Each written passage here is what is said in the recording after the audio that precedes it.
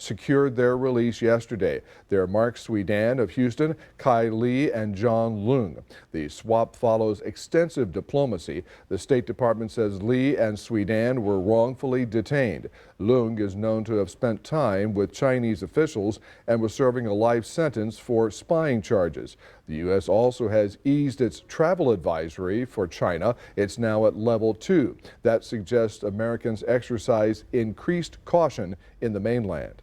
The Salvation Army of Victoria's main office was a busy place this Thanksgiving. It was the place for their annual Thanksgiving community dinner. The dinner started shortly after 11 a.m. The Salvation Army cooked 90 turkeys. They served a little over 350 people in the dining hall in just over 2 hours. Turkey and dressing, mashed potatoes, and green beans are on the menu. And don't forget the dessert. 25 News Now was well represented there. Mac Pettis was saying hi to the folks. And my wonderful wife, you see her there, Cecilia, and I were there to help and enjoy the great meal. There's Mac. And also, our Shauna Curry was part of the group in the Salvation Army warehouse. They teamed up with Waterwell Cafe to deliver meals. They delivered 360 meals on Thanksgiving Day. This is a part of what I do that thrills me the most and touches me the most is when folks can come together and folks from all different demographics, different races, different beliefs come together at one time to not only fellowship together, eat together.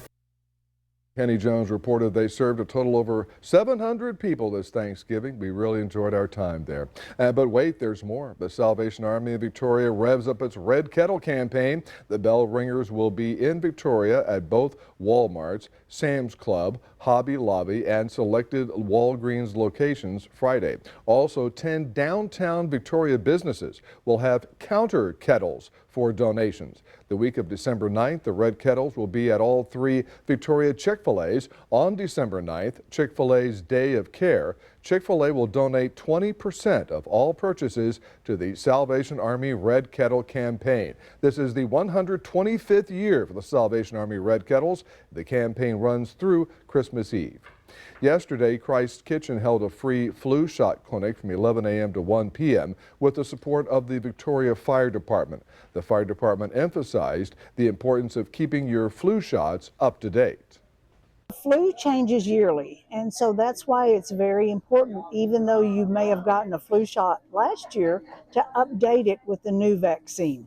Just like the COVID, everything is evolving, and it's very important. At Christ's Kitchen, they were proud to serve a warm Thanksgiving meal, including fruits and produce to those in need. Local churches also came together to help prepare this special meal. Christ's Kitchen is open Monday through Saturday from 11 a.m. to 1 p.m., continuing to serve the community with love and care. Sean Diddy Combs will not be released from prison on bail as he awaits trial for sex trafficking and racketeering charges. A federal judge denied the 55-year-old rapper's 4th request for bail.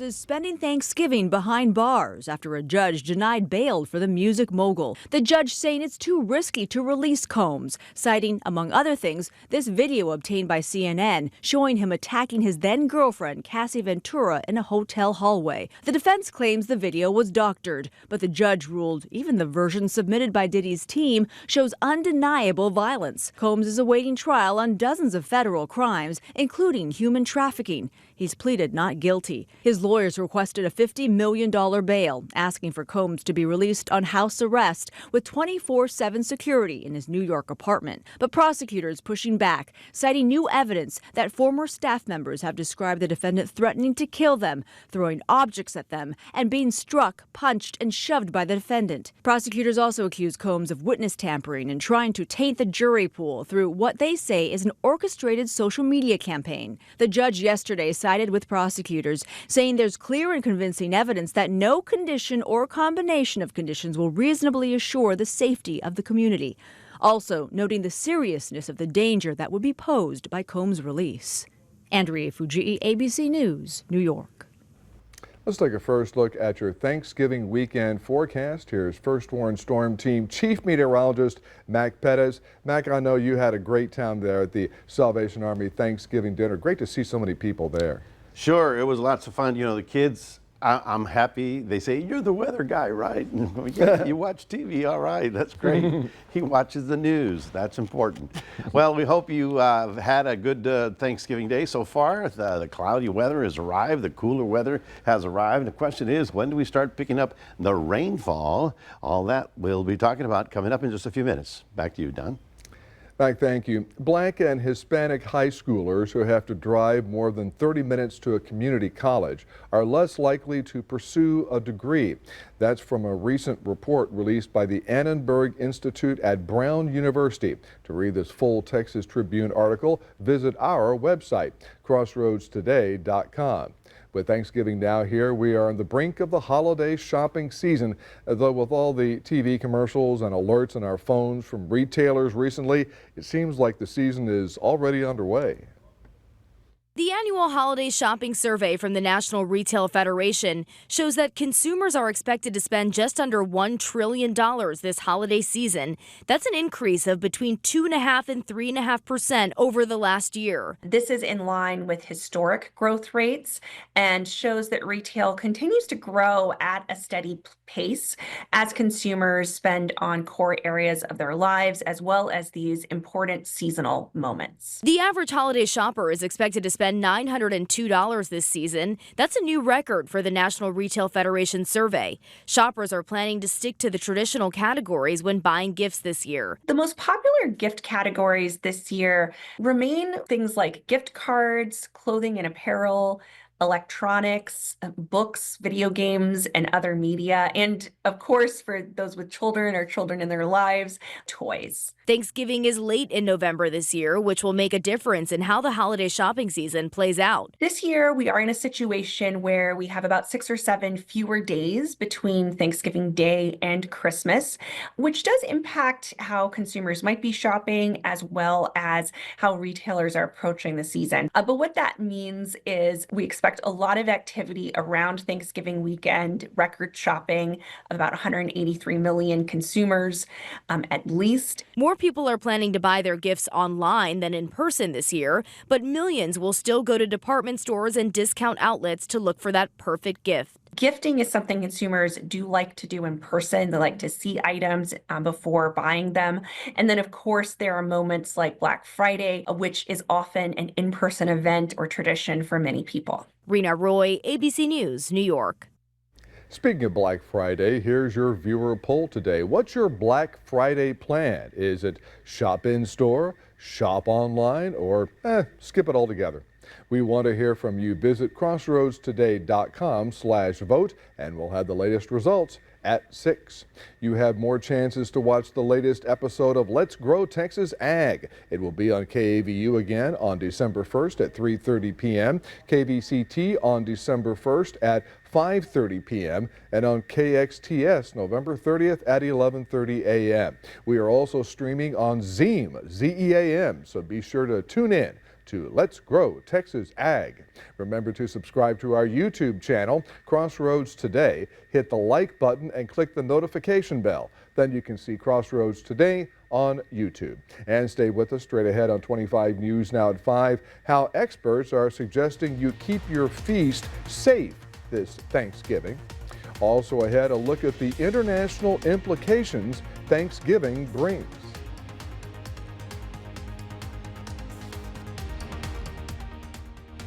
Military Hero of the Month is Senior Airman Brian Knief. Born and raised in Victoria, Brian chose the Air Force as his next challenge after high school. March of 1990, I went into basic training, and after basic training, I was my job was going to be a crash fire rescue. So I flew to Rantoul, Illinois, Chanute Air Force Base, to go through the firefighting school for the military, for the Air Force. You have to be careful of what arms are on the plane whenever it does crash, or if they do crash. They teach you that. The angles, you're using mostly a water and foam solution because usually you're fighting just the fuel that is burning. So did you ever find yourself sitting there on the edge of the tarmac waiting for somebody to land and not knowing if they're going to make it? Every day, pretty much every day. Really? Yes, sir. After his tour of duty in Saudi Arabia, Brian says he came home and found his life's calling, the police force. I had done a couple of ride-alongs with a real good friend of mine, and after the first one I was hooked, and I was like, I've got to do this. I should have done this 20 years ago, you know. And after graduating, the day that we were graduating, I was offered the job at the Victoria Police Department. So I've been there ever since and loved every minute. One good way to get a smile on Brian's face is to talk about deer hunting. He found other ways to help veterans. It's called Bucks for the Brave, where people sign these veterans and first responders, sign them up for this deer hunt that the Trinity Oaks puts on.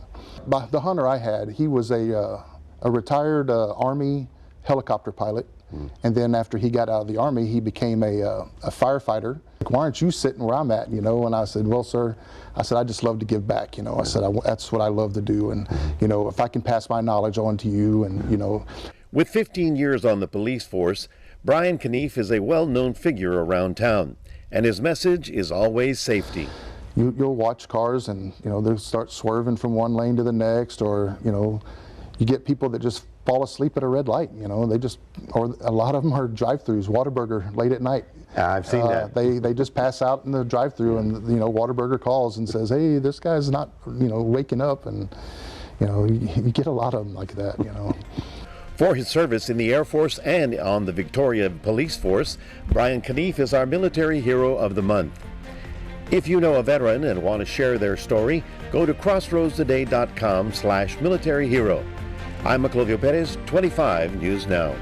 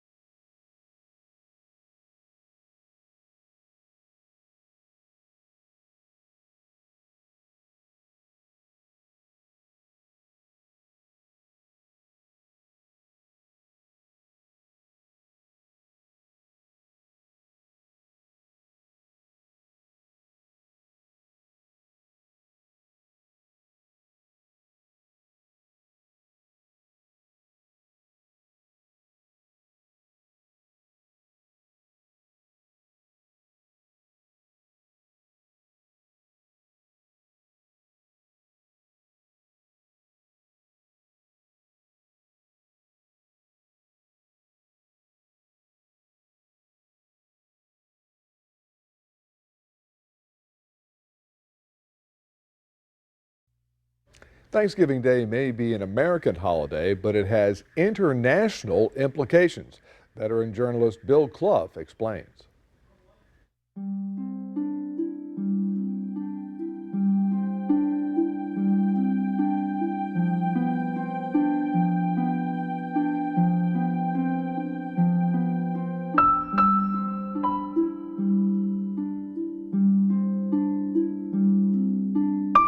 At Thanksgiving, the homing instinct rules supreme, going through those woods and over that river. Thanksgiving is at the intersection of two journeys, our trip to the table and the path from grain to harvest. Odd, isn't it, how little attention we pay to the roads that take us there? Our land is laced with highways, but it was Frost who memorialized that path less traveled by, and the difference it makes to take it. It is the detour, the unpaved path that promises the unexpected, the adventure, the route to those stories we tell around the dinner table. The bread on the table has its own path that the late Jacob Bronowski, in his book The Ascent of Man, says began in Jericho. The ability to grow and store grain, he says, forced man away from a nomadic existence to an agrarian society that exists to this day. In today's global view, it's not inappropriate, that a poet who best described the path of each harvest is Yoshiro Ishihara, Japanese. Yet his words apply for any field, of any grain, in any language.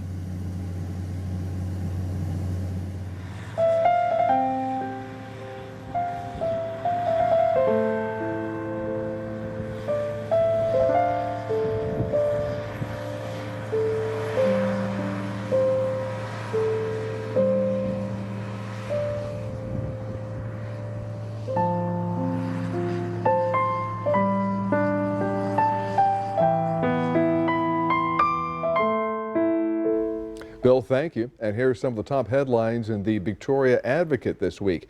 A look at the true meaning of Thanksgiving. And Victoria College students traveled through time with a turkey shoot. You can read those stories and more at victoriaadvocate.com or pick up a copy at a store near you. It's a day to gather around the dinner table, but if your Thanksgiving meal is not properly prepared, your feast could make you sick. Experts say foodborne illnesses tend to spike during big holiday gatherings as people make foods they're not used to cooking. In today's Health Minute, more on a new tool that can help you make sure your turkey day stays safe. It's a holiday focused on food, but as you prepare that turkey and other Thanksgiving dishes, make sure you're keeping your feast safe. Each year, we have 3,000 deaths from foodborne illness alone and another 128,000 hospitalizations. Kenneth King with the USDA says food can quickly turn dangerous, but 4 tips can help. First, clean. Keep hands germ-free by washing them before, during, and after cooking. Second, separate to avoid cross-contamination. Keep raw meat and poultry from other foods and utensils. One way to do this is by using separate cutting boards. One cutting board for your raw meat and another one for your fruits and vegetables. Third, cook. Use a food thermometer to make sure your turkey is cooked to 165 degrees and check 3 areas of the bird for that temperature before serving it. Those are the thickest part of the breast, innermost part of the wing, and the innermost part of the thigh. To help ensure meat is properly cooked, the USDA has also unveiled its turkey calculator to help determine how long to cook and thaw your turkey based on its size. And finally, after you're done eating, make sure you chill. Perishable food shouldn't sit out at room temperature for more than 2 hours. For Health Minute, I'm Mandy Gaither. Well, the clouds are in. It feels like the holidays now, doesn't it? Nice and cool out there. Everybody huddled up inside. It's 59 degrees right now. The wind is still out of the north and still rather breezy like it was this morning. We only managed to get up to 67, right on the money, because we're supposed to be that kind of cool this time of year. Didn't get any rain so far, but I'm expecting rain over the next few days. We'll be talking about that coming up in a moment.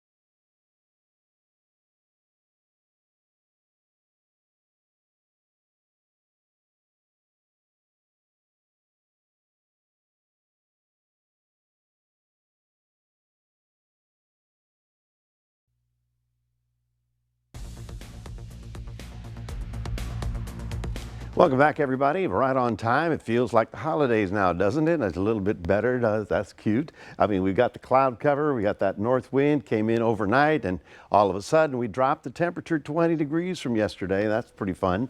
There you see the north wind.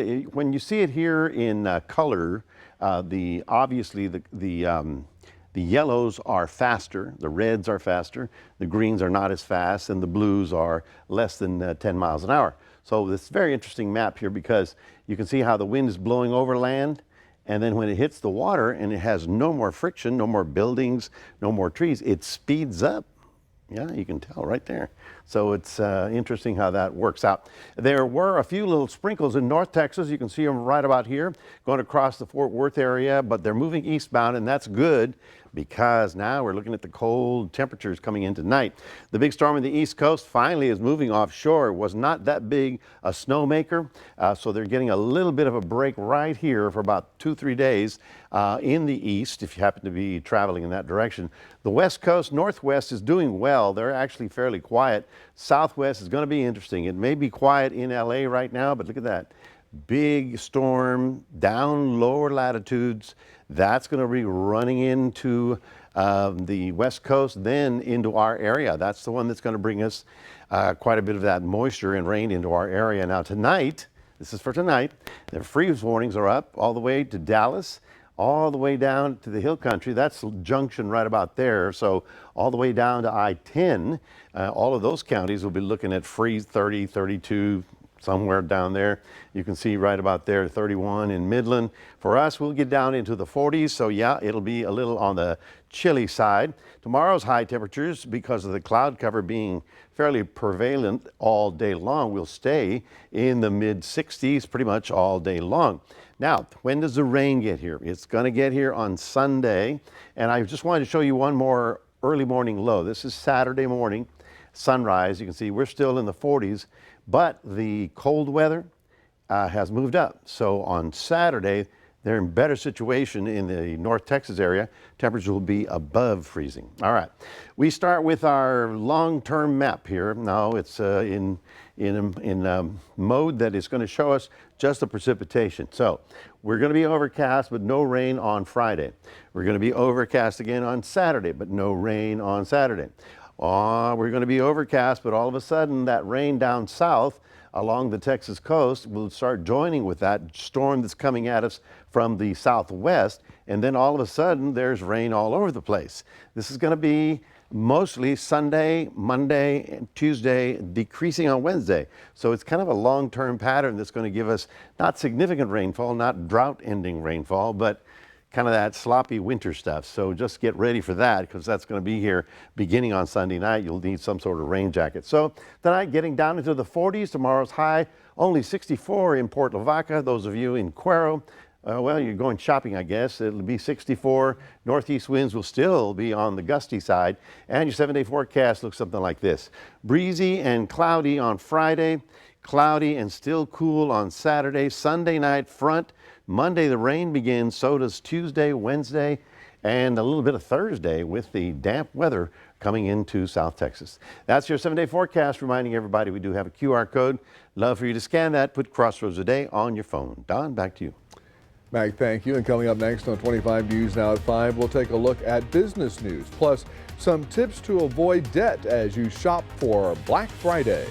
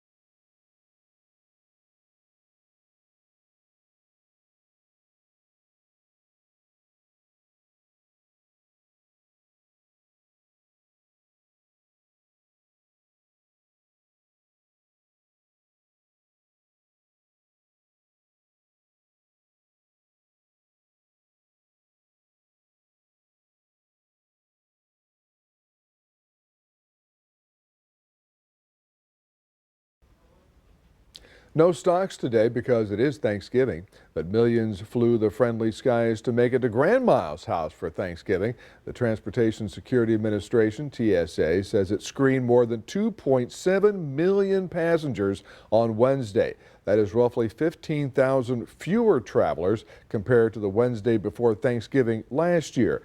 Travelers will need to pack their patience on Sunday when more than 3 million passengers are expected to make their journeys home. Shoppers are adding more debt this Black Friday. Nearly half still have not paid off last year's holiday debt, and a third owe at least $5,000. Despite this, spending is not slowing. Over half plan to use cards for gifts. To avoid debt, wait 24 hours before making a purchase, take a break from social media to avoid impulse buys, and delete saved cards to make shopping less convenient. Most importantly, set a budget and stick to it. Stay with us. We'll take one last look at your forecast, plus how frozen turkeys are taking flight in Alaska. ABC's David Muir, the most watched newscast in America. More Americans watch ABC's World News Tonight with David Muir than any other newscast.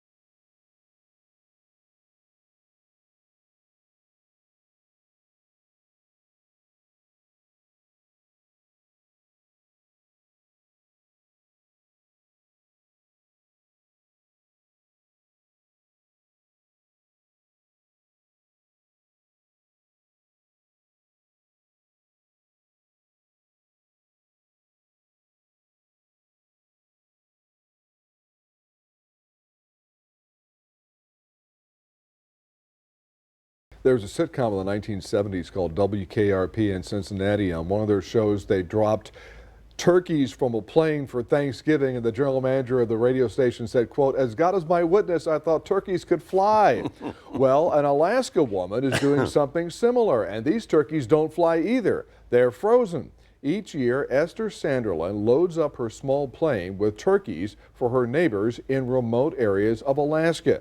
This year, she's dropping 30 to 40 birds. Esther says she hopes to turn this mission into a nonprofit. A lot of people don't understand that in those parts of Alaska, not in all parts, but some, a lot of these homes don't have driveways, and the only way they can get from home to work is by plane. Yep. Because when we made our trip to Alaska 5 years ago, there were a lot of planes, small planes around the Fairbanks airport. That's how they could get home. Can you imagine trying to snowplow all those roadways? They can't get to it, and then it falls again. So yeah, the airplane is the way they get around. Yeah. Well, we're not going to need that. You know, we're going to be okay. We're going to be cool, and we're going to be damp as we start into Sunday. But temperatures all of a sudden are feeling like it is November.